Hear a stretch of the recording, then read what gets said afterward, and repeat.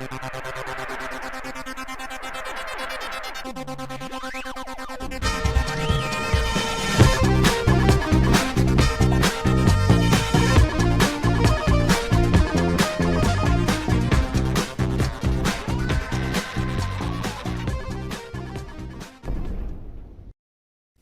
guys, welcome back. This is Matt Chat, episode 435, featuring the final, as it turns out, installment with Mr. George Zeitz, the designer behind Mask of the Betrayer and one of the writers on the Torment Tides of Numenera series, among many other accolades. You probably have seen the previous videos, so I won't go into that here. In this video, we talk about Torment Tides of Numenera. We get into what he thinks is good about that game, what's not so good, what needed work. We talk about crowdfunding in general and publishing, backer NPCs. We talk about Temple of Elemental Evil. I think you'll like that. And we talk about innovation in CRPGs and why George thinks it will probably come from an indie rather than a triple A studio. We talk about why Mask of the Betrayer is his best game and how that's probably not going to happen again, but maybe will thanks to his company Digimancy, which we do come back to at the end of this episode, where George talks about the fantasy setting that has really been completely untapped by role-playing games, computer role-playing games anyway, but one he thinks there's a lot of potential and he's going to see about getting the rights to. So anyway, a lot of exciting stuff here. I'll let that be a surprise what setting that is, what novels. Anyway, got a lot to cover here, so without further ado, here is Mr. George Zeitz. Sure. So Torment was another, like, that was also part of that 2012, 2013 Kickstarter revolution, where actually while I was working on Pillars, Kevin Saunders, my old lead from Mask of the Betrayer, he called me up and he's like, "Hey, you want to be a stretch goal on the new Torment thing too?" So I was like, "Sure, I would love to work on that." So I was a stretch goal on that. And of course, then they hit like every stretch goal they had, and so I was brought in first as a contractor, and then I was brought in as a full-time person in Exile, and I kind of had this crazy choice at that moment where I could have gone and worked full-time on Pillars, or I could have gone and worked full-time on Torment. I ended up going with Torment because it was just like, I mean, they were both great companies, but I hadn't done In Exile before, and you know, it was Torment, and it'll be fantastic. So I ended up doing that.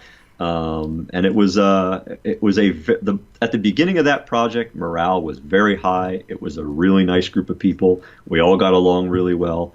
So there were a lot of good things about that project. There were also some issues that came up, but it was a fun project. I think you met a lot of the goals. I found an interview that you had done, I guess, while the game was being made or in the planning stages. And I always love to read stuff like that and see, well, did this turn out or did this not turn? But one of the things you said that you wanted, one of the main things you wanted was that the Ninth World would be fun and weird, but we also want our players to identify and sympathize with the characters in that game. Mm-hmm. So I think you succeeded in that. I mean, how do you feel about it? Yeah, I mean, I think like there was a lot of good writing in that game. There was a lot of interesting characters. I think the biggest problems didn't really come from the narrative side per se. I think a lot of the problems on Torment came from overpromising and overscoping. We're kind of back to that again. Oh, there we go. Yeah, so like, I come back to that Kickstarter campaign. Like, that was a great Kickstarter campaign. Like, we were so happy at the end of that Kickstarter campaign. $4-point-something million. Like, we're the biggest Kickstarter game ever. Woo! So the problem was, as that Kickstarter campaign was going along, I think within the first few days, all of the stretch goals that they had planned ahead of time were hit. So the guys running the campaign were like, what are we going to do for stretch goals? And they were just like, how about this? How about a crafting system? How about another city? And like, as those things were getting thrown out, they didn't have time to figure out, well, okay, so we're at 2.8 million. We're doing this stretch goal for 3 million. Is those $200,000, like, is that going to cover a new city in the game? Nope. And in a lot of cases, the answer was no. So we ended up with a lot of stuff, a lot of promises that we made that we didn't necessarily have the budget to fulfill. And then we also scoped like this giant game that ultimately, you know, $4 million looks like a lot on Kickstarter. It's not really a whole lot for an RPG budget. I mean, what's the deal with these stretch goals? Do you have to have them? I mean, can you just take the extra money and use that for what you've already pitched? I mean, why do people feel compelled to promise all this other stuff? It's to get more money, because I think they feel like people won't contribute more money unless there's like, oh, if we contribute more money, we can hit this next thing that we're excited about. You have to be, I think there's a certain amount of truth to that. You also have to be really careful about what you try to put in your campaign as a stretch goal and make sure you think it through ahead of time. This was like the early days of Kickstarter. It was like Wild West of Kickstarter, where like nobody knew what we were doing. So why not just all throw in whatever? That has changed, I think. I think people have a much better, like if you look at Wasteland 3, the Kickstarter for Wasteland, or the FIG for Wasteland 3, like we were much more careful about what we were promising in that campaign. So I think people have matured and we know a little better what to do and what not to do. But early on, it was just like, throw the kitchen sink in there. We can do it. One of the things that's neat about this game is this Numenera setting. Of course, that's developed by Monty Cook Games, so it's quite a bit different, I would say, than the Planescape.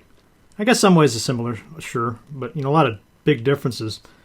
And I was reading about how you were talking about basically adapting this system as a computer game, adding a health bar, some more of these mechanics. And now I'm somebody, I played a hell of a lot of computer role-playing games. I'm not such a expert on the tabletop games, but I imagine this situation comes up quite a bit. So I'm just wondering, what do you think about this process? How do you how faithful do you try to be to the tabletop system? What are the points where you say we need to make it more computery, for lack of a better word? How does that work? What does that look like behind the scenes? There's a lot of philosophies on that. Like if you talk to different designers, you'll hear a lot of different things. I'm not usually on the systems design side, so I'm not usually the one who's doing the adapting of the system. For Torment in particular, it was a challenge because Numenera was really made for tabletop. And it is a very tabletop friendly system. It's made for sort of that interplay between the DM and the players. And there were a lot of things that we tried to do. Like we were very much about, we want to try to be true to this system at the beginning. And we tried that, and we put a lot of things into the game, and they didn't necessarily all work. Even the systems that are in there right now, like they went through a lot of iteration, but like one of the things that people complain about online was like the skill check system. While in theory it's a neat system, it ends up being fairly easy to game, and like it is not particularly challenging to succeed at the skill checks in Numenera, in Torment Tides of Numenera. So that's one of those things that would have benefited from more time, more iteration that we unfortunately just didn't have. So a lot of times it just comes down to, you might start out with, we're going to have a really true, honest port of the rules into the video game system. And then you start playing it and you realize this isn't fun, this isn't fun, this isn't fun. And then you change it and it's still not fun, still not fun. And it just kind of goes on and on until it's fun or until you run out of time. Well, something else about this game, and this brings us back to the Kickstarter aspect of it, but this was, something that I noticed in Pillars of Eternity as well. There's these, I guess if you contribute a certain tier, you can have a character in the game, right? A backer NPC, I think they're called. Yep. And, I thought they kind of stuck out, frankly, in Pillars. Really? In Pillars, yeah. Yeah, I think you did a much better job in Torment, fitting them in seamlessly. Yep. Expanding upon the lore. And you had said that you actually were really, let's see, we're trying to find the quote. But basically, you liked this process. You found it pleasurable. Yeah. I was kind of surprised by that. I don't know if you were, what spirit that was being said, but I wonder if it would be kind of a pain sometimes, right? People giving you all this content they want to put in and. No, that was said in the spirit of complete honesty, actually.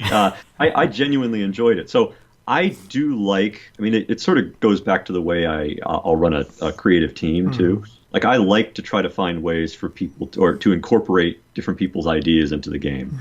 It's challenging, it's fun. it almost always makes for a better game because it's not all kind of coming out of you and your head. It's coming from different places, and it just enriches the whole project. So the backer NPCs, especially the Torment backers, the Torment backers, the people who are pledging at a high enough level to get a backer NPC were really into Torment. Right. I think that's probably very key to this working out. Yeah.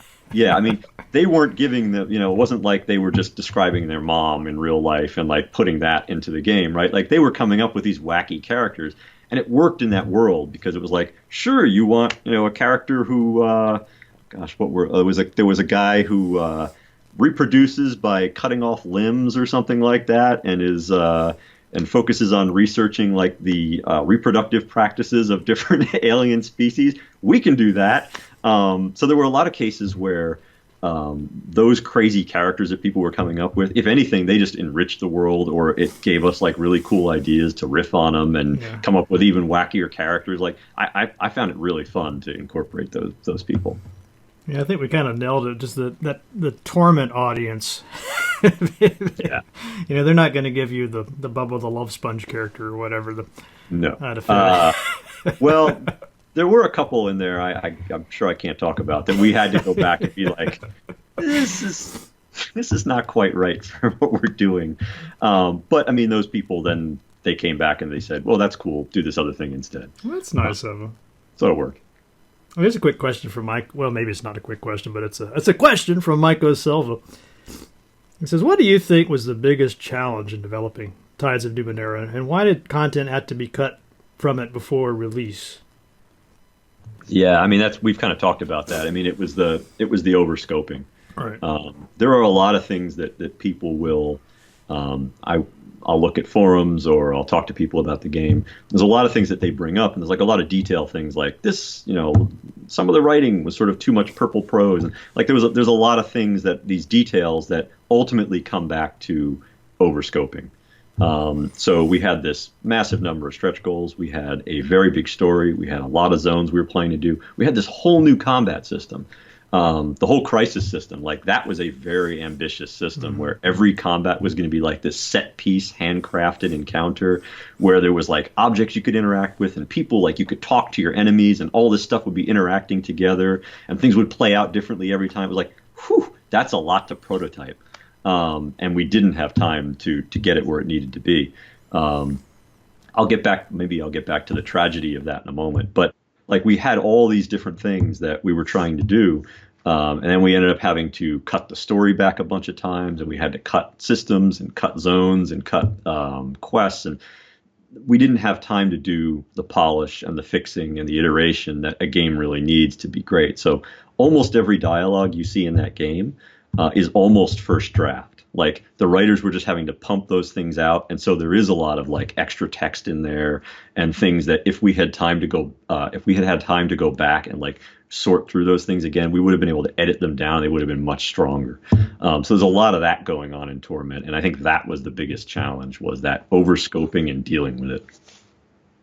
I don't know with games, is there ever a point where you're like, okay, it's this number of years later, we can go back and make like a new version, a director's cut, or is there any interest in something like that, or is it more like, okay, we've been there, done that, we don't want to go back?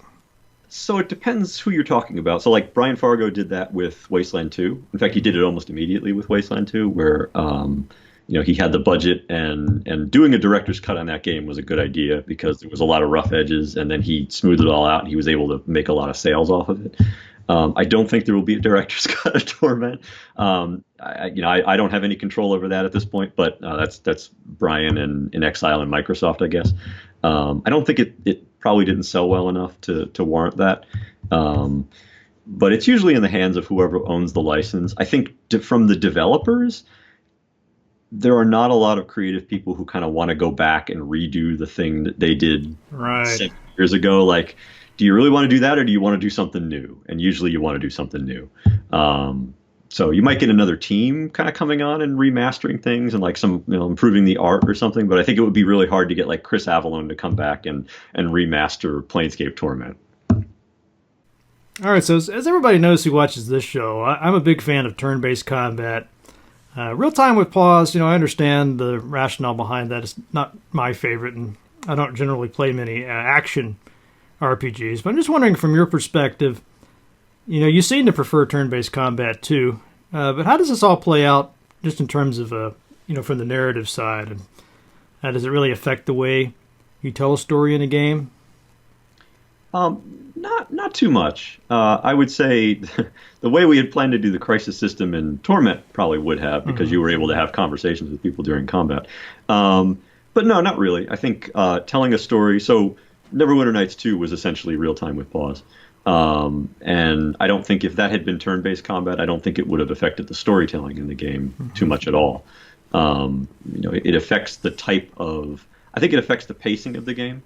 I think when you have like a real-time with pause system and it's designed to be played more real-time than pause, I think that can create a faster pace of the game, and then sometimes that could lead you to want to have quicker dialogues or a little less text or fewer options. So you have to think about the pacing side. Oh, yeah, that's a good point. And turn-based obviously is much more, slower, more methodical. You're sort of thinking through everything. So I think that can allow for maybe a little bit longer dialogues, maybe a little bit more thoughtful choices. But I don't think it changes like the overall structure of a story. All right, so just a few last questions to wrap up here. Sure. I really appreciate you taking the time to do all this. I know that people are going to love these. This is from an interview by Stephen Wright on Kotaku UK, and this is something I've often thought about: is the future of RPGs and where this is all going. I thought this was a lovely quote. You say, as the art form evolved and creators discovered techniques that were unique to television, they gradually moved further and further away from the techniques of theater. Mm-hmm. TV got better and came into its own because creators learned what worked best for their medium. But in the early days, they had to start with what they knew. I see RPGs in much the same way. Yeah. So I'm wondering what do you think now, and in what ways are they evolving, or should they evolve? Well, I would. I'm not going to try to say exactly what's going to happen in the future, because it's always doomed to failure. But I mean, I think the place to look is the indie scene. There are all these indie RPGs coming out. There's games like Disco Elysium. You have these like visionary people who are working. They're on their own. They're trying to come up with interesting ways to evolve the RPG medium. Some of the things that they do are going to catch on and maybe be copied in other games. Some of the things will just be like one-time experiment and will never be done again, which is exactly the same thing that happened with some TV. There's probably not going to be as much of the future, trying new things happening in the AAA games. But indies is where I see it happening. And even indies that are not technically RPGs, but have RPG elements, like you will see, what's the game? There was a game, I'm forgetting the name of it now, but where you had like these teenagers walking around and like they're kind of chatting with each other as they're walking around, and you're making little dialogue choices at the same time as you're moving around the map. Or moving around the world. Like, that was an interesting attempt at dialogue, right? Like, it wasn't stopping the game to look at the dialogue. It wasn't just banter, because you have a lot of games where there's banter while you're moving around the world, but you're actually making choices as you're doing other things. So like little things like that, like little advances here and there, I think is what we're going to see, and then eventually that will evolve the medium into something that I don't even want to try to predict. A lot of people think virtual reality or something. Artificial intelligence will get better. Well, one thing I think in the far distant future, like you could have artificial intelligence that's able to have a dialogue with you. And I think that will change. Like, we won't have to have these branching dialogues anymore, right? You'd be programming an AI to talk with the player. But that is so far down the road, like I don't even want to think about that. Yeah, I like to think, it's at some point in the distant future that you'll never have to worry about gathering your party before you can venture forth. Right. Right. 100 years from now, they will have solved that. Okay. So just a few little things. One was just I came across this statement, just kind of thrown in to one of your interviews, but you said the Temple of Elemental Evil could have been so much more. Just kind of a ... And I was wondering, like, what? There's lots of things I guess you could be referring to there, but what do you think? What was the biggest shortcoming? Oh, it was the dialogue. I mean, it was the narrative and the dialogue. I mean, I remember playing through that module when I was a kid in, Hmm. real D&D, and it was really interesting, and there was a lot of neat things going on. There were these demons with their politics, and there was like these different levels of the dungeon and these different priests that hated each other, like and then the people in Hamlet, and like you have all these interesting characters. And then I actually jumped into the game, and the combat was great, but oh, the dialogue, it was, it was so unfortunate. Um, and I couldn't get past it. I couldn't even finish that game. But maybe I just need to swallow my dialogue standards and just get through it and for the combat. But that was the big thing. Is I just think that the storytelling side could have been so much stronger. All right, here's the last of my questions. This is from Grimoire, not sure how to say that. It's Verwaka. And you were talking about a game you wanted to develop at some point, I guess, a future project. You said, yeah, I'd be interested in developing a nearer future setting with technologies that can be realistically predicted by present-day science. This kind of goes in with what we were just talking about. Neat. Yep. You say, you want to get away from Earth. Too many science fiction settings today are post-apocalyptic. I'd rather visit our solar system in about 300 years when humanity has expanded beyond the home planet. I think that particular future would be a wild and chaotic place with unregulated technology of all kinds. And this sounds like a great game to me. Yeah. Are you planning to make this? Is that? I would love to make that. So it's funny. Like, almost right after I wrote that quote, The Expanse came out. Oh, the yeah, I TV was just thinking about Expanse, that. I've been watching that show. which is very much like that. I mean, I kind of have my own thoughts and my own spin on it that is actually quite a bit different from The Expanse, but it's that kind of a thing. Like, I think that would be a really fun RPG. Like, I don't really want to do jump gates anymore and like, all sort of the standard trappings of science fantasy. Like, I think something closer to what we can actually envision is really interesting. And then like all the different factions, and like think about all the different philosophies and like groups of people and stuff that are in the world right now, and then extrapolate them 200, 300 years into the future, and like all the crazy stuff that's going to be happening, the technology and the biohacking, and then you've got people going off into the asteroid belt or Mars, and they're just doing whatever they want. Human race is evolving in weird ways. Like, there's just so much cool stuff that you can do. Yeah, I really like The Expanse. I wonder if is there already a tabletop game based on The Expanse? I wouldn't be surprised. Yeah, you would think there would be. I don't know. Okay, so I have, let's see, two questions here. I've already asked one of the fan questions. This one's from Andrew Tuckett. Andrew wants to know, we just talked about this. What fantasy or science fiction series deserves to be an RPG? So we could say, other than The Expanse, Oh, Earthsea. Earthsea. Ursula Le Guin's Earthsea. I would love to make an Earthsea game. Like, I think my understanding is that at some point, like, Ursula Le Guin did not like RPGs, or like she didn't like her or games, I guess in general. She was not a fan of like the way games were moving. I think like she was probably seeing Doom and like shoot 'em up games, and like that is very antithetical to her vision for Earthsea, which it absolutely is. Um, I think nowadays there is enough subtlety and strong storytelling and great narrative, and everything isn't necessarily violence in games. And I think now we could probably do justice to an Earthsea game. Like, I think that would be a great world to work in. It has never been plumbed. I have no idea like what the Ursula Le Guin estate, like I don't know who runs that, or whether they are just like, nope, forget games. But I think that would be a great world to make an RPG in. All right, and then the last question is from some PP. P. P. Okay. I'd like to hear George's thoughts on the fact that he only gets praise for Mask of the Betrayer. Any idea why only that title and not others? Well, I don't know if that's quite fair, but Well, no, I mean, the Wikipedia page does emphasize that for sure. there's I mean, you've done truth. all these projects, so why does the Mask of the Betrayer get all the limelight? I mean, I think to some extent, the others probably don't deserve it as much as Mask of the Betrayer. I mean, I think we've tried to talk about this a little bit already, but Mask was a very unique situation. Number one, I had a lot of time to work on that story, which never happens in games. Like, I had months to develop that story before we even jumped into production. I don't think I've ever had anywhere close to that on any other game. So, most games, like if you get a week or two to develop the story, you're lucky. I've seen games where it's like, we need a story in 3 days. Get started. 3 days?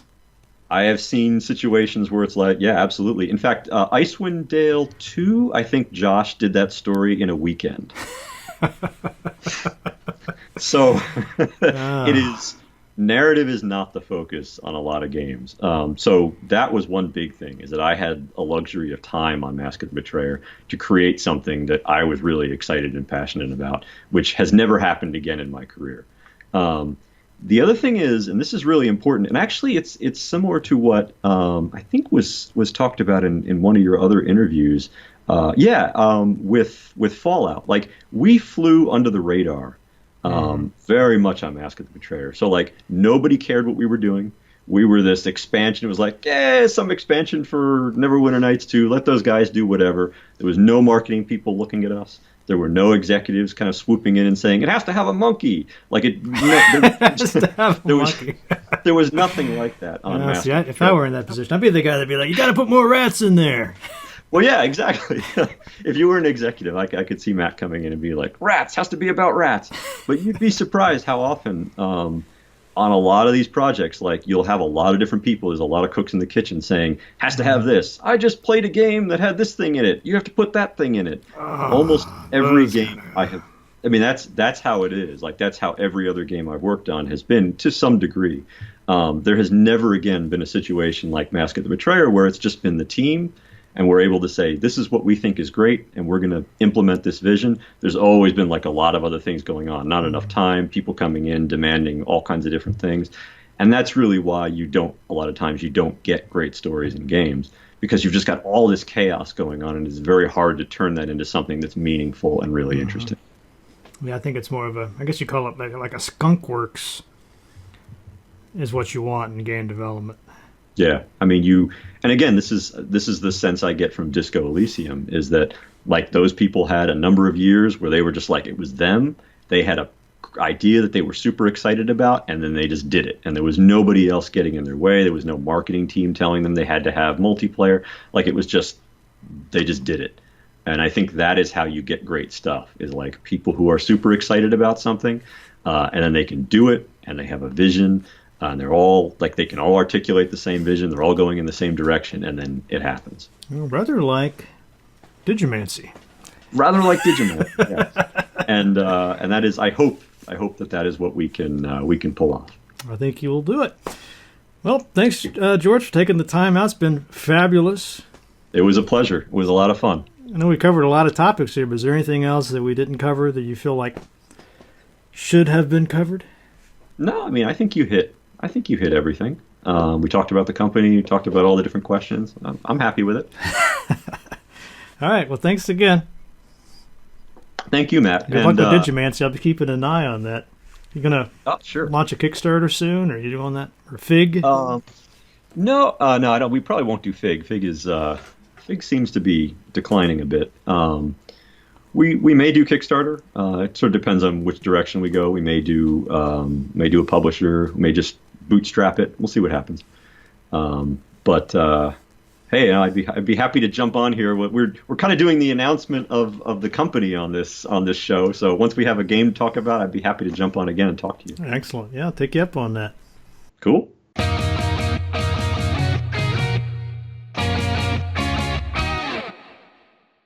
And that's all for this week's episode. I hope you guys enjoyed that. Should be back. I don't know about next week, but next couple weeks, hopefully. I got some new interviews lined up. Thanks to George, actually. He's been putting me in touch with a lot of great developers, a lot of great designers, writers. He's pretty much just not only, I mean, it's like a step beyond. It's not only is he a great guest on the program, but going that extra mile to be, just extra awesome. And putting me in touch with people that you want to see on the show. Kevin Saunders has come up a few times. I'm in talks with him right now. Hopefully we'll be able to get that. Let's see, who else? Just a whole slew of people. A lot of people that worked on, a lot of NXIL folks, but Obsidian folks. I mean, we got no shortage of future guests on the program, so thanks to George for that. And as always, thank you very, very much. Yes, you, noble Ratron, keeping Matt Chat in production, paying for these episodes, keeping people like George coming on, giving us all this great information, behind the scenes stuff. Now, I couldn't do this. I wouldn't do it without you. So if you're supporting the show already, thank you so much for that. It really means a lot to me. If you're still on the fence, do I really want to give this guy a buck? I always just say, well, if it's worth your time, it's probably worth your dollar. Support the people that, the shows you actually watch and like. And some people like, I don't like your show, Matt, even though I've seen like all 435 episodes. Look, you wouldn't watch all those episodes if you didn't like the show. You just don't know that you like it. So anyway, if you like the show and if you got financial trouble, that's one thing. But just go to that link in the show notes. Patreon. It takes a couple of minutes to set that up, and I think you'll like the show a lot better because of that. A little ownership, ownership in the program, right? All right, what about that news from the Matt Cave?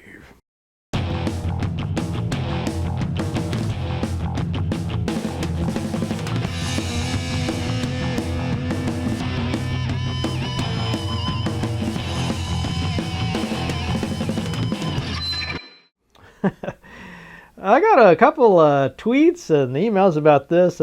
Sharon wrote in about it, and a couple other folks. But it's called AI Dungeon. Now, this is I'm going to read a little bit from Janelle Shane. She has a Twitter page, and she blogged about it a little bit, what this is. It's a neural net-powered dungeon crawling text adventure game called GPT-2 Adventure. It's kind of a dreamlike thing. It's concocted by a PhD student by the name of Nathan, who trained the neural net on classic dungeon crawling games. And according to Janelle, this is a strangely surreal, repetitive, and mesmerizing experience. She cannot stop playing it. So I know a lot of you folks are into those old classics, Zork, Enchanter, Planetfall. I mean, if you don't know those games, I guess you probably don't care about this news. But if you do, then you're probably like, oh, how can I play this? It's a free thing, but to be honest with you, I tried for like an hour to get this thing running. I didn't really dedicate 100% of my brain to figuring out how to get the thing to run. I'll be honest about that, but it's definitely not something you can just snap your fingers and start playing. Getting like errors and things. So I can't personally vouch for it, but I know some of you folks can probably figure that out. So if you do, let me know. I'd like to hear your thoughts on it. All right, also in the news, the Elder Scrolls Legends. So they, apparently, I didn't even know they had this. I guess that's probably one reason for this news today, but they're closing down their card battler game. They are giving players a collection or deck, I guess, called the Tamriel Collection, an assortment of 3 attribute cards, but they will continue supporting this online game. They, I guess, are keeping it basically in maintenance mode, which I think that's pretty kind of them. When I first saw this headline, I thought, oh no, what about the people that spend all the money buying all the cards or whatever it is? Usually these sorts of games, you make a pretty heavy financial investment to be competitive. I don't know anything about this one. I just thought I would pass that along. I guess it's kind of vaguely related to role-playing games. And then IGN's Hope Corrigan, Owlcat Games, you remember them from Pathfinder Kingmaker. Well, they're coming out with a new game soon. It's really exciting news, actually. It's called Pathfinder Wrath of the Righteous. Set to be a classic-styled CRPG. Not a direct sequel, but based on the tabletop RPG. It has a large-scale story involving mortals and demons through new characters and plot elements included to surprise those familiar with the campaign. Creative director Alexander Michelin and lead writer Alexander Komzolov from Kingmaker have returned in the same roles alongside, and get this, famed RPG writer Mr. Chris Avellone. So, that alone is enough reason, I think, to include it in the news. And I think that's about it. I got a couple small things here. One, I thought this is pretty cool. Is I started playing tabletop Dungeons and Dragons I guess I've been playing for about a year lately. And some of the folks I play with are a lot more creative and better at making things than yours truly. This is Dr. Wizard's patented elevation indicator. So I'll go ahead and open this up. I haven't opened it yet. But basically what this is, when you're playing with miniatures, or minis as we tend to call them, sometimes you have a character that's flying or hovering or underwater or something like that.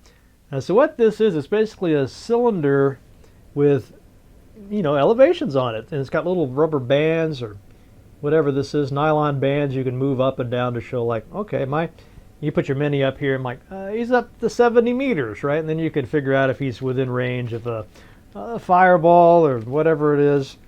So anyway, you either know what this is for and like, oh, that makes a lot of sense, or you have no clue, like, why would anybody want this? But I wanted to mention it because, these are good people. It's my friends. I don't think they mind if I give their first names anyway. Jody and Walter. Dr. Wizard. This is a persona though. So if you want this, I'll put a link in the show notes. It's $10. You get the couple extra sets of bands, I think. The shipping will probably be $4 or $5. They do have something there if you want to do international shipping. But I think it's well worth having if you do any kind of tabletop gaming. Plus, I think you'll get a kick out of the packaging on that. So really cool. And then finally, I do have just a few copies left now of these signed Dungeons and Desktops. Remember, this comes with the Matt Chat medallion, the collectible challenge coin designed by our own Robbie Sambit. So if you haven't got your copy of this, you really don't want to wait any longer. I think I might have 3 copies left sitting there, and one of them has your name on it. So by all means, I'll put a link in the show notes too. How about I think I might have actually forgotten last time. So that's on me. But I'll try to remember to put a link in the show notes to that eBay site. Basically using eBay for this. And you can, get a signed copy with your Matt Chat collectible coin just in time for the holidays, and you actually have some time, hopefully, to read a book. Oh my goodness! All right, let's wrap this up with a quote. And I found a quote. I was looking for quotes from Ursula K. Le Guin, who is, as you know now, maybe a name that will become more familiar to more CRPG fans very soon. Anyway, she's a writer. She's got like thousands of great quotes, but I thought this one was particularly apt for those in the game development world. It goes something like this. When action grows unprofitable, gather information. When information grows unprofitable, sleep. So ponder on that and see you guys next time.